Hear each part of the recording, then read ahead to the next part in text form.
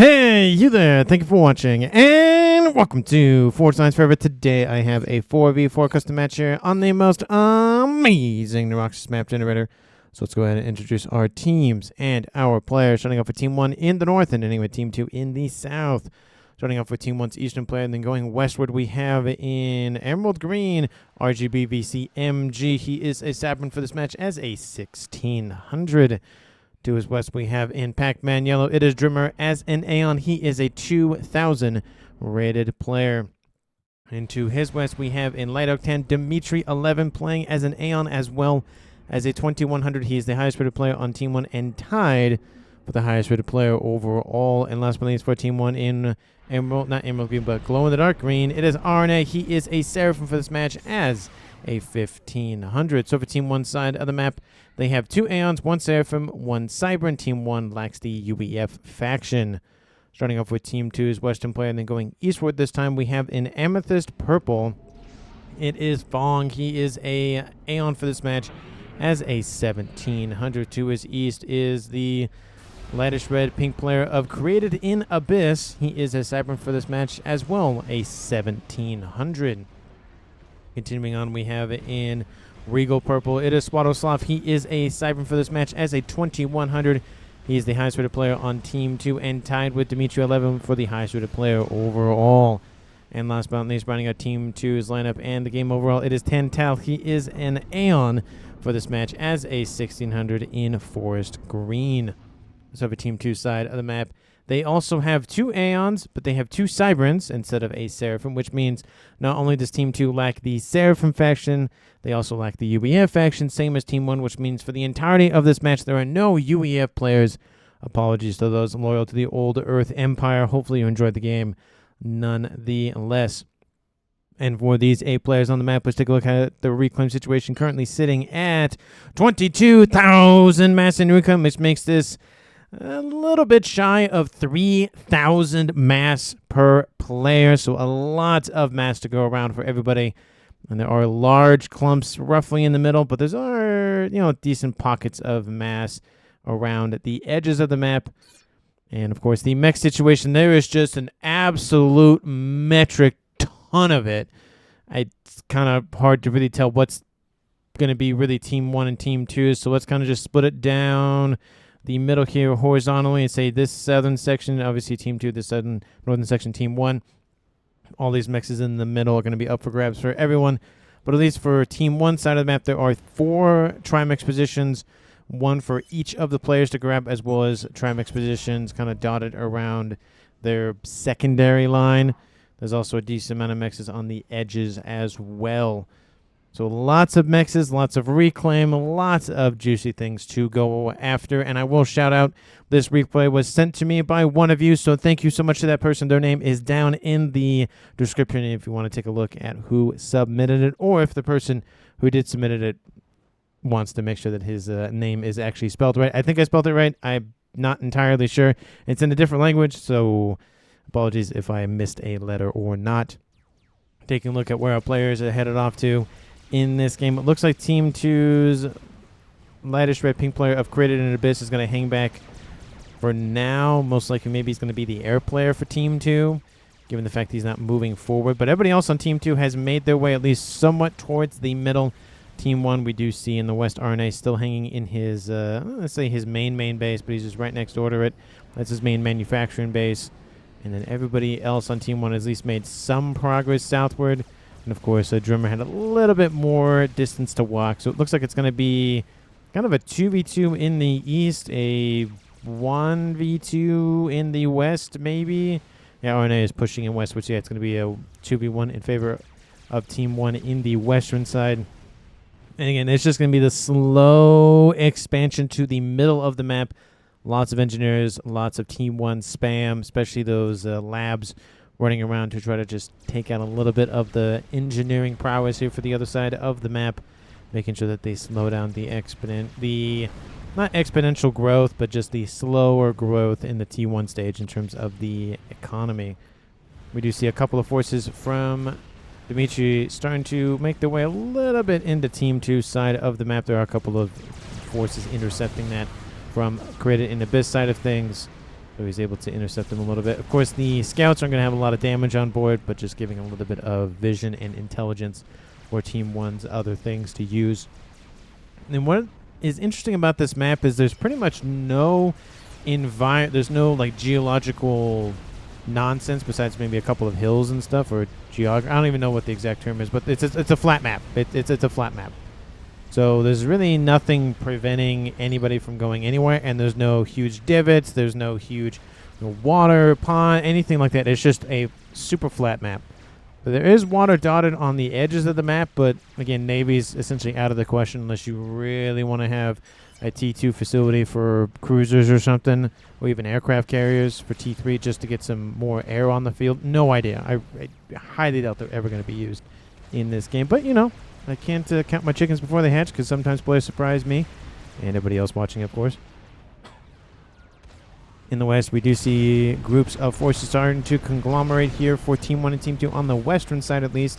Fong has a range upgrade on board. Speed and range started for RNA. Sensor package started for Dimitri 11, trying to get again more vision and intelligence on the map. Eastern side, Tantel hasn't gone for any upgrades as of yet, but the eastern side does look like he's pushing a little bit more in with his forces, trying to slow Team 1's RGB's expansion on that side of the map. T2, T2, T2, T2 here for Team 2. We actually have two T2 air facilities, one for Fong and one for Swadoslav. T2, T2 very far forward, T2, T2 air, and T2. So only one T2 air facility for Team 1, but everybody else has T2 land tech at a minimum. Speed and range started for Created in Abyss. Speed and range almost done for RNA. Sensor package started for Fong. Range started for Dimitri. So both of the Aeon players on the western side going for the sensor package and range. Swadoslav has no upgrades on his comm. Gun speed started for Tantel, and no other upgrades as of yet here for the other players in the game. T2 started here for RNA. Advanced range started for Fong. It's going to increase his sensor package range, and of course his vision as well. Created Abyss has stealth on board as well. He's canceled his nano upgrade, just again a little bit more pushing in. We do see that he will be spotted by Dimitri 11 sensor pack. It just he sees him. There's no way around it. And the first comm-on-comm action of the game has occurred. Created an Abyss, not really trying to walk down Dimitri, but just shove him back at a minimum. We do see some forces stacked up for Fong for a possible assist. Asylum's coming in to cover Dimitri's escape, but doesn't look like really he's going to take that much more damage.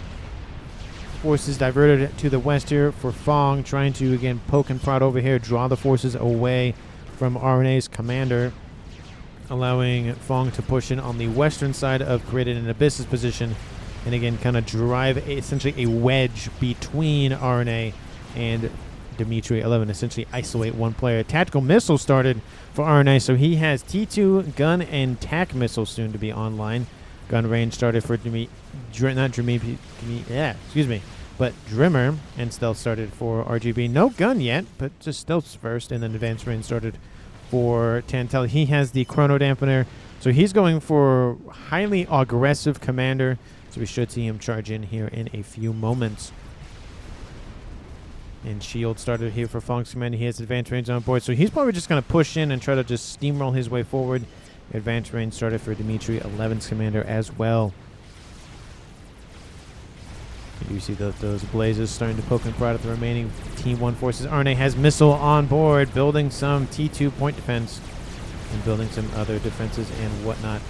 You see those units are crashing down on one another. There's a couple of Yenzin in the mix. I don't see Ilshis as of yet here for RNA, but they should be on the assembly lines here shortly. Yep, there's one right there. It's going to really help push in Fong's western side here. And not tactical missile. Tactical missile will definitely help, but the laser weapons, those Utashalas, would definitely keep those Team 1 units at bay for a long time. Shield started for Dimitri 11's commander as well. Stealth almost done for RGB. And Nano started for Swadoslav. He has gun and stealth on board. Wall sections in the eastern side of the map. I'm going to try to essentially isolate Team 2's movements and keep Team 1's stuff protected. Large group of T2 forces, some of them protected by asylums. But we do see once that nano repair is done, he's probably going to send that comment to assist. Not really a lot of T2 forces on the ground to contend this. And this group of forces will have to move and intercept. They really want to just grab RNA's commander. He was essentially going to be attacked on two fronts there, but with this group of forces here. It either would divert northward to retreat or divert westward to assist RNA's comm. Missile outbound going for the facility will take that out immediately. Again, Fong has gun range, shield, and sensor package. RNA has gun, missile, and T2. So 14,000 hit points versus the 19,000 total hit points for Fong's commander. We do see that Tentel is starting to push in, so I'm going to split things up just a little bit just to see what's going on with that. T2 Firebase coming online here for RGB's position, and Shield coming on board for Drimmer. I think we already knew about that. We do see those forces from Fong moving into RNA's commander. Missile outbound trying to hit Fong's commander. Misses, but it is a nice attempt. It is really hard to really pinpoint where exactly the comm is going to move in that regard. T2 point defense coming to assist. RNA's going to launch another missile. Will it hit? No. Fong goes westward instead of northeast. Tentel being just hammered by all of those tipple cannons. Not a good day here for him. He's dropping into the yellow. RNA dropping into the yellow as well. We could see the first departure of the game here. Missile outbound once again. It hits Fong. Takes out his entire shield. That's got to hurt, but RNA is dropping into the red, and most of those forces for Fong have been wiped out. Fong really wanted the kill, but I don't think he's going to get it.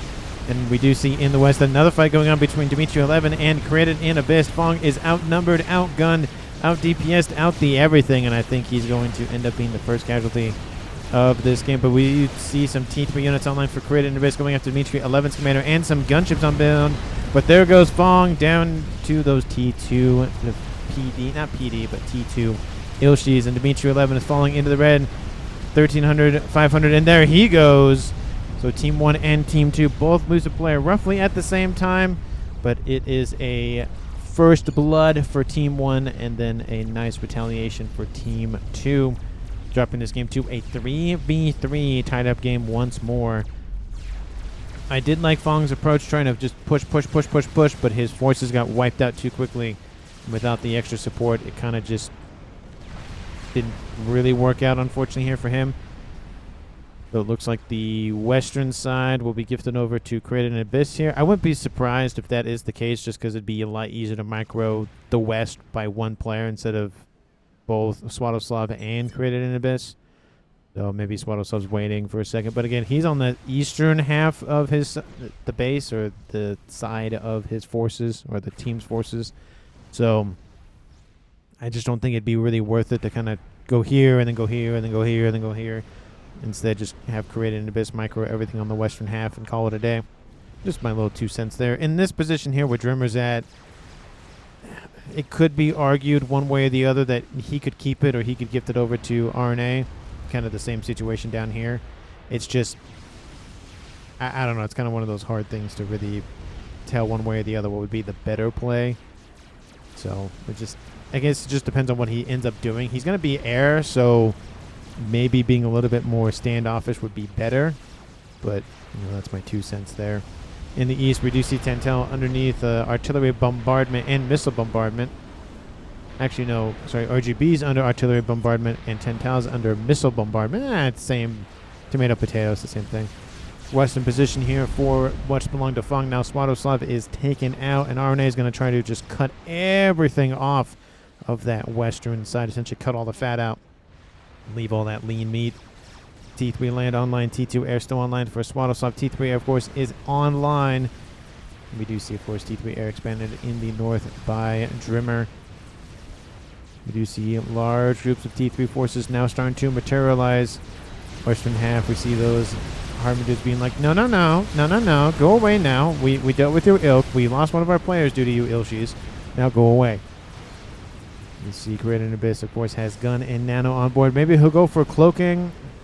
I don't know. It's one of those maps where there's really no good place to hide besides the corners, so you can't just have your comm sitting in the middle of the map underneath some water and then teleport somewhere else kind of thing. You really have to just go for it. So probably cloaking might not be the best idea, especially with, you know, we're talking about average 1,700 plus. So our players are going to have Omnis online everywhere here shortly. So cloaking is going to get neutralized quite easily. A couple of Harbingers go south, a couple of Harbingers go east. Looks like those forces here for Drimmer, what those Harbingers are going to stack up on. And again, it's just not really going well for the Siren facility here for RGB. We do see that Tentel using the Absolvers to keep the shields offline, and then comes in with a sniper bot to take out the actual emitter. That's a great 1-2 combo there. Nice use there of technology for Tentel. We do see Swadoslav is in this base. He's getting some nice little pigeons running his T2 radar system. ASFs are over top. T1 PD being built. T2 TMD being built, but gets denied. A couple of gunships inbound. I think they'll get maybe a T2 mix out of this. Oh, good. Oh, no, they don't get a T2 mix. Looks like those other Harbingers got stopped as well from Drimmer. A couple more forces inbound now for Tental's base, and gunships inbound from Swadoslav to assist. They are, of course, Blazes, so they have decent fire rate. Not really a lot of hit points on board, but they can blitz down some forces quite nicely and reduce some Harbingers inbound from Tentel as well. That T2 mech will survive, just barely, but he did lose a couple of mexes. So the eco situation is favoring Team 1 by a decent margin. I'd say about 150 to 200 mass more for Team 1. No, actually, not even 150. It is over 200 just because Team 2 hasn't reached 1,000 yet. So, that's, yeah, but maybe 250. Maybe 250 is too high. At least 200. Let's just say a 200 to make the math easier. So that is something to watch out for. And that's mainly being driven by Drimmer's double base, and then Swadoslav sitting at almost 500 for Team 2. Of course, he has double base as well. So that is the main component in why those players are leading the mass totals for their teams. We do see that the eastern side for RGB is starting to collapse. His frontline facility is knocked out. Again, that Absolver and Sniper bot combo, very, very useful. Again, one takes out the shields, one takes out the emitter, and then it keeps the shields offline permanently due to the emitter being down. We do see a couple of bricks inbound. And again, the damage from the Absolver is very, very minimal. So that's where you got to have that Sniper bot come in and assist. But it looks like Team 1's brick force is going to supplement the actual PD defenses for now, just essentially keeping that wall section moving currently. It's keeping Team 2 back. We do see it's kind of the same situation where we have Team 2's eastern player a little bit farther into the middle and Team 1's western player of RNA a little bit farther into the middle, with the kind of no man's land being occupied by, of course, nobody, hence the name No Man's Land. We do see in the west a group of forces is stacked up. They could easily punch in and take everything out, but I think they're just going to wait for maybe more forces to stack up. Or, okay, they'll just move in anyways as I say something. I just have to, essentially say something and it'll pop into existence if only that was true. I wish I had $1 million. Woo! $1 million pops on my lap. No, that's really not how that works, unfortunately. Couple of mexes. Again, nothing too worrisome here for RNA to lose. Those are exterior mexes, so they're really not a huge loss. And again, large group of T1, T2, T3 forces all stacked up nice and pretty. These ones, not so much, but the other ones are. More bricks, more bricks. And looks like RGB is going to sit in the water for a long time. We even see Drimmer is in the water as well. RNA is the only one on Team 1 actually going to be on land visible. Team 2, one of the 3 players is visible. The second one is not going to be, and the third one is moving back to his base. So realistically, everybody's going to either hide their comm or keep the comm back. Besides RNA, RGB finishes an experimental, most likely a monkey. Highly doubt it is a crab. Where is it? Oh, it's back here. Okay, he's going to put it in the water. Oh, he's going to try to walk it over here, I guess. Maybe he's waiting for Tantal's forces to push in, and then he's going to just essentially swoop right in. That would be a good idea. I just think you could cut the travel time down, and I don't know, maybe he just has a different idea, but don't know why he's going around the edge like that. More engineers scooping up reclaim here. Team 1 lead isn't as strong as it used to be. Team 2 is slightly behind, 1.5 versus 1.4. Team 1, of course, has lost Dimitri 11. Team 2 has lost Fong, so it is a 3v3 tied-up game. Map control, roughly about 50%, I'd say, for both teams. It's really fluid in the middle, and on the edges, it's, again, favoring Team 2 on the east, Team 1 on the west. So, realistically, it's pretty much dead even. Let me know down in the comments who you think is going to currently win this game. Of course, if you haven't done so already, please like the video and subscribe to the channel. And as always, thank you so very much for watching. And hopefully you are not only enjoying this video, but enjoying some nice, needed time with family, friends, pets, whatever the case may be. Hopefully you're enjoying the holiday season. because I sure am getting a couple of days off of work. Is pretty nice to just sit back, relax, and survive the cold where I currently am.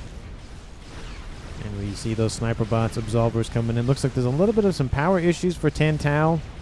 So that's going to be a little bit more of an annoyance. But we do see some Harmagers inbound to just poke at some defenses. Again, nothing too crazy. TMD, PD, AA emplacement. Gunships are inbound to intercept that quite easily. So it's going to get marginal success. But I think the mass in terms of the amount of mass dropped by these units versus what they took out is definitely going to be in favor of Team 2 versus Team 1. Brick Force is starting to push in. Absolvers are trying to retreat, but some of them are still in range. Artillery coming in as well. Monkey is about ready to poise to just crack this position. There's a lot of Harmagers here, but I don't think it's going to be enough to stop the Brick and Monkey Force. There is a lot of forces over here. Swaddlesoft finishes his experimental. He's a Cybran. He went for... where is it? Is it up here? No? Oh, it's over here. Oh, it's over here. Never mind. It is an Colossus. There it is. The tallest unit in the game. Nice little Cyclops as well. Right here comes the Brick Force inbound to crash on Team 2's defenses. Monkey Lord should be spotted here ever so shortly. Tantao, do you see it? No, you don't see the circle yet, but if he's paying attention to the secondary fire from the Monkey, he will definitely see it. And we do see some ASF just waiting to engage. Team 2 has their own experimental. It is the Colossus for Tantao. So the frontline defenses will be knocked out severely for him, but he's trying to get that Monkey to come in and say, hi, gunships are inbound. Monkey's going to go, I don't like this. And here comes that Colossus. It's going to just steamroll right into the main T3 force. And that Monkey is just not really having a good day. Was that a missile? It was a missile from something. It's dropping into the mid-yellows. There was a little bit of AA from the Sky Slammers, but nothing that's going to help take out some whalers. There is a T3 bouncer over here. The gunships do fall back. Colossus coming in to try to just, again, force that group of forces back. Once again, in the middle position, we have a Monkey coming in for creating an abyss to this highly defended, or heavily defended, T1, T2 PD defense base, and unfortunately that Monkey is easily defeated. There is a lot of bricks. I feel like the brick should have came in first and then came in with the Monkey Lord to assist, but most of the PD has been taken out.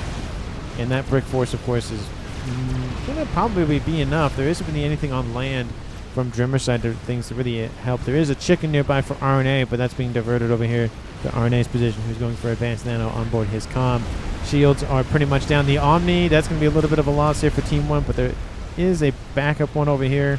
Nothing too worrisome there. Team 1 Bombers inbound for another pass-through. But T3 land headquarters for the Aeon side of things for him, that's going to be a significant loss. Unless he has a backup one somewhere, which he does not.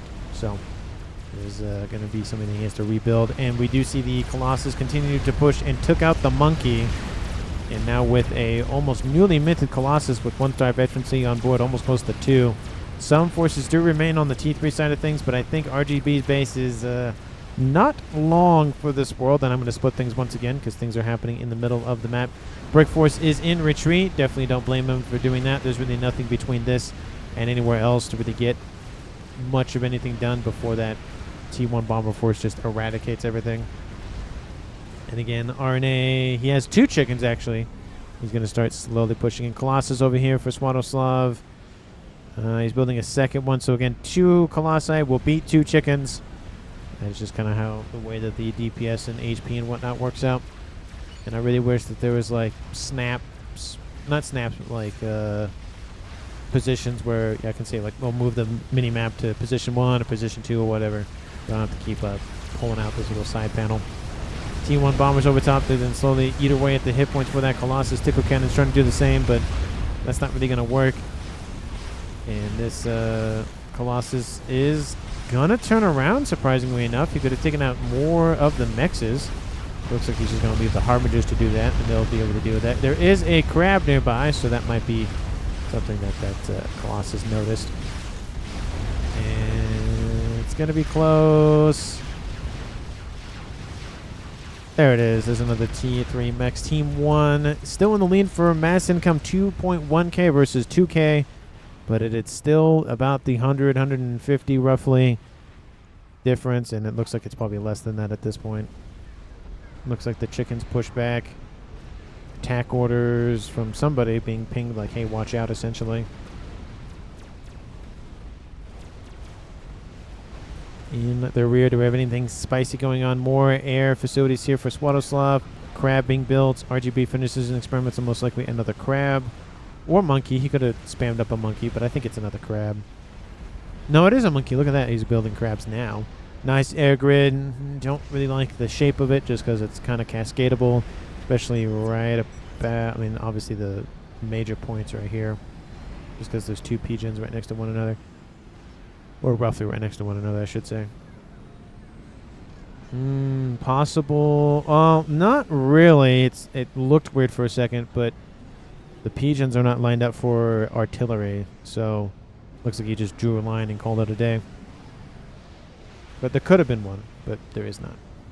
Lots of mass storages surrounding these mass fabs for all of these T3 land facilities. It cuts down on the mass costs, of course, not the power, but again, he's more concerned about the mass more than the power. And, of course, he gets a benefit of getting more mass from those mass fabs. So it's a nice little two-in-one idea. But we do see the bricks over here slowly eating away at the hit points on board that Colossus.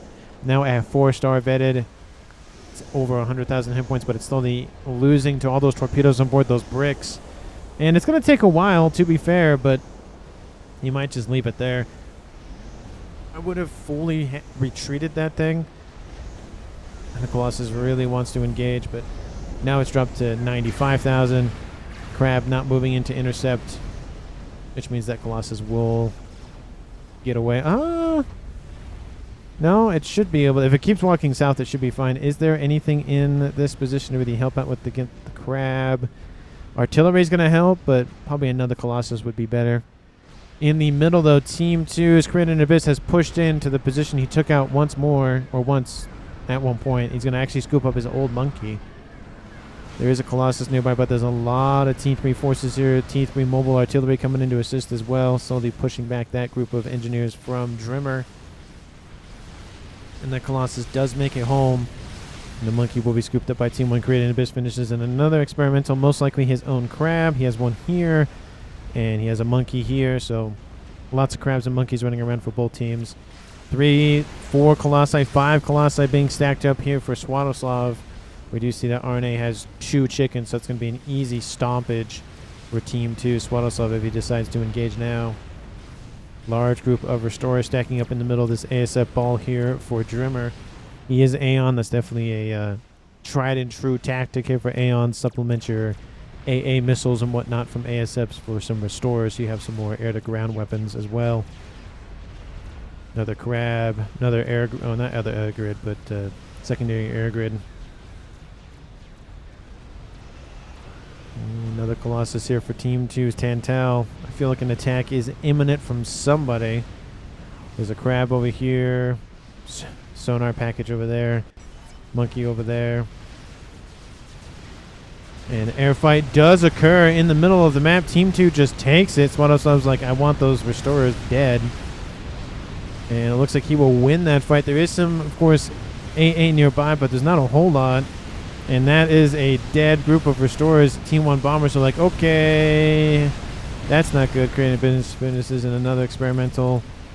We do see some transports inbound from Swadoslav. There are some Harbingers on board. He's going to drop right in front of those pigeons, it looks like. Which, again, we'll point out, probably not the best place to drop. And ASF's completely distracting everything else. They are spotted by the Team 1's RNA's chickens. Harbingers are dropping. Going after T3 Mexes, takes out a ton of mass fabs. That's going to blow up, kill, I think, some Harbingers in this point. Oh, there goes that group of pigeons there. Harbingers now in the background. And ASF just sitting here idling because, of course, Swadoslav's busy microing those. Looks like he's also sent his 6 Colossi force inbound to the west. Chickens are kind of like, what the heck did we do? We were going north, now we're going south. Now everything, there's a crab over here. There's a lot going on the western side. Nothing really on the east yet. And ASFs have pulled back, but still underneath some AA bombardment. We have Harbingers just constantly running around. More restorers being deployed. Lots of eco being annihilated by those Harbingers. And, of course, the Colossus will just steamroll everything. Crab coming into assist from Created Abyss. And this is going to be just a huge amalgamation of forces here on the western side for Team 2. Not looking good for Team 1.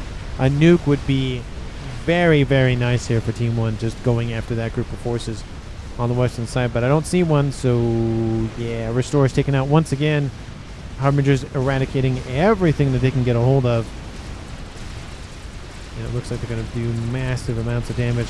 And once those Colossus reach that main base for RNA, it's not a good day, because it's going to be cascade, cascade, cascade with all those mass FAFs built in. Not good day. And it's still the 1, 2, 3, 4, 5, 6 Colossi. 4 of them are in the lead. 2 of them are trailing behind. All in great health. 4 chickens online. RNA's right here. And looks like he's been spotted by one of those Colossi. He's going for it. Second, third Colossi, I think, is on top of him.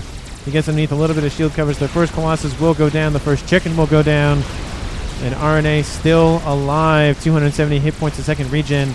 He has 52,000 total. Looks like second Colossus went down. Nope. Second chicken went down. Second Colossus went down.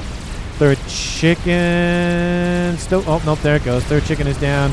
Mass FAFs are targeted. RNA loses. Oh, that entire. Oh, there it goes.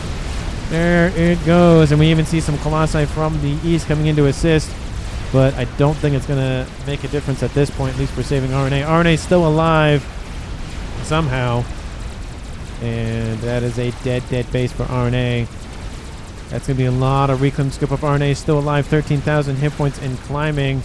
Those Harbingers coming in to just take out more of the Pigeons. Will they get the last one? Yes, they will. Before they are taken out.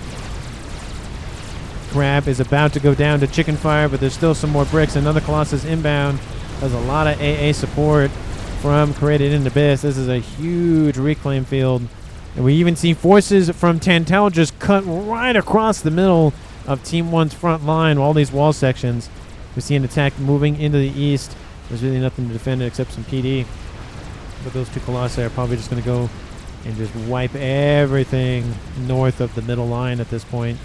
Chicken is about to go down. Colossus still alive. Ion Storm still activating.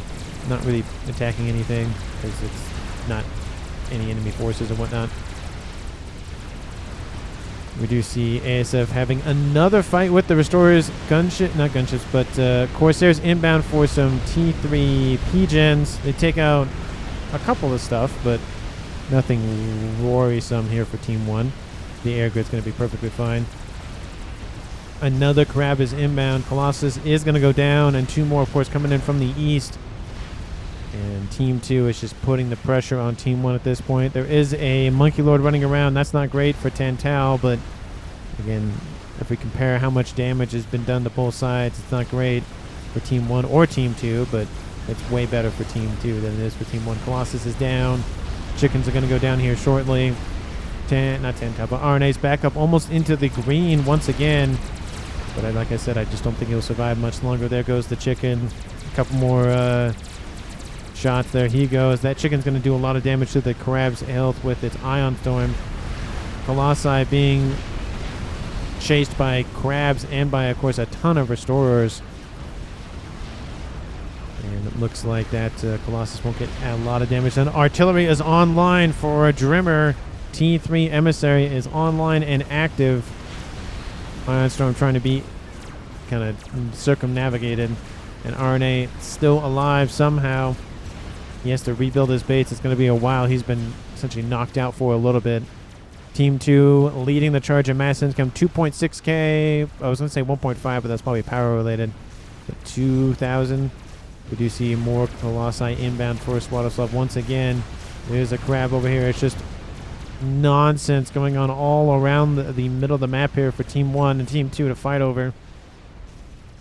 Donut is almost done. We have another Crab under construction. Artillery targeting the air grid for Swadoslav. He's building a new one to compensate for the destruction of his original one. Artillery started for Tantal over here in the east. And this group of forces for Team 1 is slowly going to be eaten away. We have a couple of Crabs going to just have a hug session at this point with how close they are to one another. lots of reclaim. Just lots and lots of reclaim. That's what's going to help RNA come back. His bar is almost filled, to be fair. Here comes the Restore Horde from earlier. Chickens are inbound from the west once again. And ASF's not wanting to fight that at all. There's a lot of ground AA as well. Another crab is done. Another crab is gone. Just so much damage. ASF's going to take the fight. Most of those land forces have now been dealt with. Some of them did retreat, but it isn't going to really matter. It looks like Team 1's Drimmer just going for full restores at this point. Oh, no, he has his own ASF over here, just not using them currently. Lots of T3 forces. Colossus still online. Another chicken online here for RNA. And those chickens are being wiped out very, very quickly. Gets a rank in veterancy, but that won't last much longer. Dang, that thing got wiped out very quickly. Team 1 has air control, if not dominance. Tantal at 50% or more for his artillery piece. Looks like they're going to ignore this chicken from RNA. Another chicken is under construction. I think it's just chickens, and more chickens. T3 forces aren't really, not necessarily worth it, but he's more focused on just spending all that mass he has in his bar. Looks like Colossi spam started to protect the artillery piece here for Drimmer. More crabs for RGB, more crabs for RGB. He's spending all that mass. And everybody else for Team 2 is in the water. Swaddle Slub's Donut is, I thought it was almost online, but maybe not. Artillery actually not going after the air grid here for him. Looks like with the death of the T3 air facility, looks like he's targeting other things. Yep, there's the T3 air facility. He's upgrading his new one as we speak. And here comes that Restorer dead. Once again, 2 Restorers. The Colossus dead to Restorers. I think I said that right. Just so much mass. Oh my goodness, so much mass. Over 500,000 mass. 40 minutes on the clock. Enough mass to build essentially 2 of anything in this game. Even game enders. Teleporter has been started by RGB. He has laser on board. Oh, I know what he's doing. I think everybody else watching knows what he's doing. That Colossus is going to rip apart that Crab's HP with all that Restorer health. Man, that's a lot of Restorers. That could be just the death of an air grid for Team 2 if it decides to go in. 87 Restorers. Team 2 does not have enough flak to really to deal with that. They really don't. Donut is online. That would be an interesting fight to see how long Restorers would take to take out a Tsar, or how many would be needed. Artillery is done for Team 2. There it is. It is a 1v1 game now at this point. There's 1 shield emitter. There's a lot of engineers nearby for assistance if they are so inclined to do so. Crab is going to take out the chicken. No, I guess the chicken's going to live to fight another day. Another chicken over here to the west. Tons of engineers from everybody to scoop up reclaim. And it's just going to be Control-Alt-Delete for all of those Restorers here for Team 1. That is just a metric ton of them. Look at that. There's another crab inbound from the south. But, of course, not all of them are shooting at that crab, so it's not really as effective as it could be. And there goes the crab. Donut holding position. Teleporter is done. Is he going to initialize it immediately? No. He's probably going to wait a second to really get an idea of what he wants to go after. Second artillery has been started by Tantal. It's already in the green. And artillery, of course, is targeting the one from Team 1. Do they know about it is the question.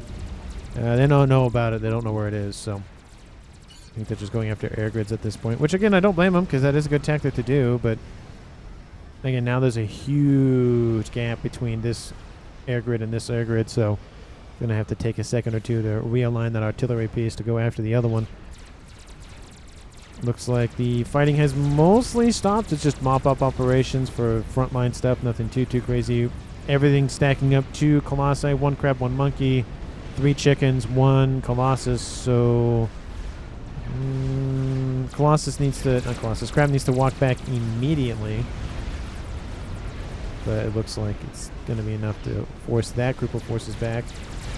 That chicken, I think one of those chickens should have died at one point, but I think it was this one. Here, more fighting going on. Looks like it's just more flak and whatnot. Getting some spy planes out to see what's going on. SMD has been spotted, I would assume. Team 1 doesn't have a nuke, so that's not a worrisome thing. That amount of strat bombers, though, that's worrisome. It might be find the artillery and then take it out kind of move. I don't see RGB teleporting yet, so that is something to watch out for at some point. The second artillery is almost done. It's in the green. Needs more shielding. Has a stealth field generator around it just to protect against any sort of passive radar scans, essentially. You know, the Team 1 is kind of blind to what's going on down here, essentially. SAC's been getting it all the time for RAS. That one's almost done. Reclaim total is currently sitting at 184,000 for Team 2, 600,039.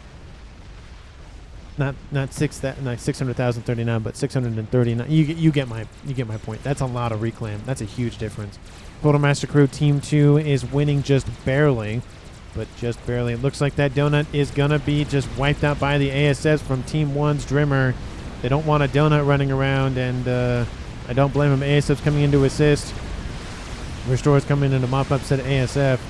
Donut Shields is down, and those missiles on board that Restore Horde is going to wipe out a decent chunk of the hit points.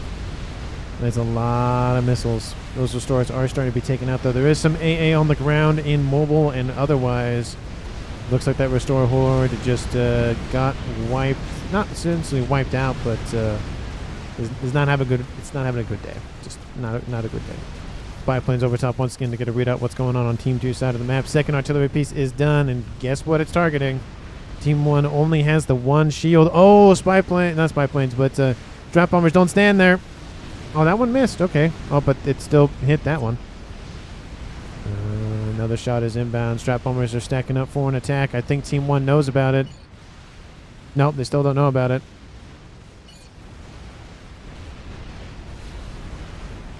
Oh, the shields are down. The shields are down.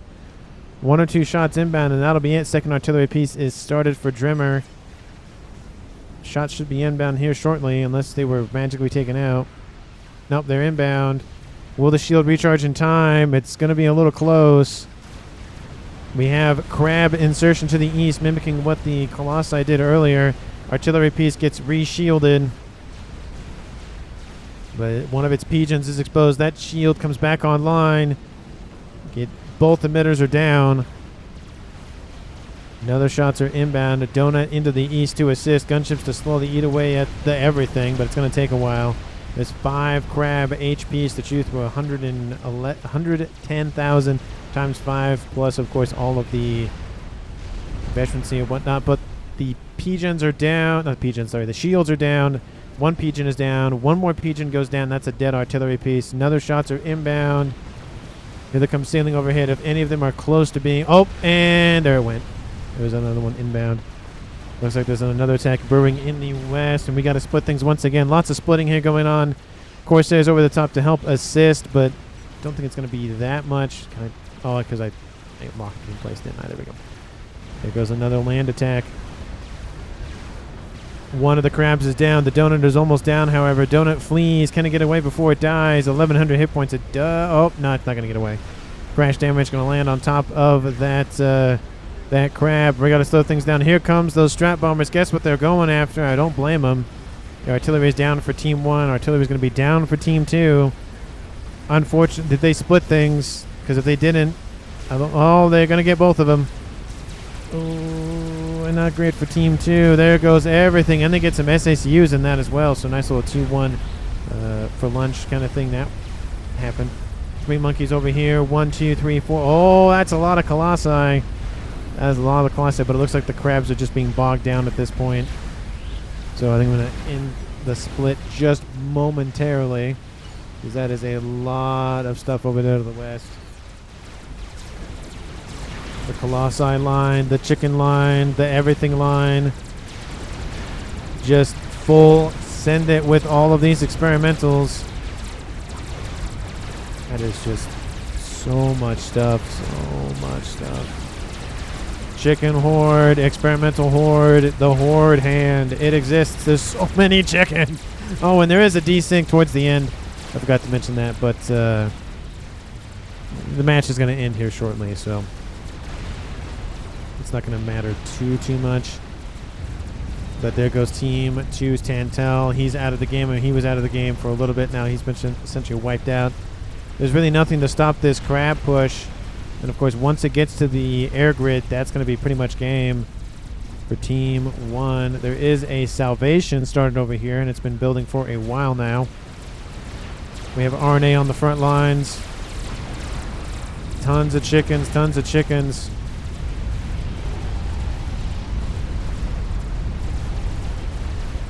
Yeah, that's unopposed is the problem, because once it just gets to this, that's dead. So they need to break through defenses over here to the west soon. Another crab, not another crab, another chicken is down. Chickens are down. Colossi are down. Monkeys are all dead. Crab is dead. One Colossus remains for Drimmer. But looks like the amount of experimentals online for Team 1 is still working. GG, says Swadoslav. And yeah, that's, I mean, he's like, it's kind of over at this point. He was building a salvation. It's in the green. The problem is that there's really nothing on land to defend, and then the other remaining player for creating an abyss, he teleports out, says, nope, see ya, bye. And that's the game here, folks. There was a possibility that Team 2 could have come back. The problem is that this side was not, there's really nothing to protect or defend against this crab push, and there was 4 of them still. I mean, this one is severely weakened, so at least 3. There's nothing to stop the push. So at that point, Swaddle like, okay, I'm done. And then Creating Abyss is like, yeah, the attack in the west didn't really work out. So, yeah. But great defensive measures here by RNA and everybody else on Team 1. Really good game. But, again, all those chickens, all those Ion Storms activating definitely help rid all the HP off board, all those other experimentals for Team 2. So I think, I don't know who to give MVP, but I think RNA might get MVP just because he survived. He stuck with it. He didn't control K. He didn't leave, didn't do any of that. And just built until he had enough to defend. And then that was it. It just took one push. And that was it. Let me know down in the comments what you felt about the match. Thank you so much for watching. I really do appreciate it. If you haven't done so already, please like the video and subscribe to the channel. I will see all of you in the next one.